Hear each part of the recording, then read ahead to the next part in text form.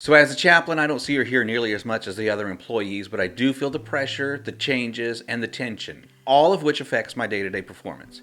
And it wasn't long ago I was going home frustrated on a regular basis, and then I started taking that frustration out on my wife and kids. Not good. Then my job, which used to be a joy and something I look forward to, began to transition into something that I would almost dread going to. Not good. Now, if that sounds like you, then you need to stick around for the next 60 seconds because I want to challenge you to make the same decision that I made that changed everything. Now, whether you want to believe it or not, your attitude is a choice. Now, most of us don't know much about attitude other than we know a bad one when we see it.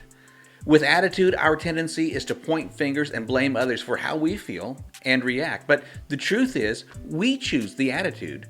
And when you choose your attitude, you're taking control of an important aspect of your life rather than letting life control you. Now here's the choice that I made that has changed absolutely everything. A few weeks ago, I decided I'm not going to let anyone steal my joy. When something irritating happens, rather than talk about it and dwell on it, I'm just going to dispose of it and move on to something else. There's going to be unexpected disruptions, frustrations, and difficulties, but remember what Paul said. Let this attitude be in you, which also was in Christ Jesus.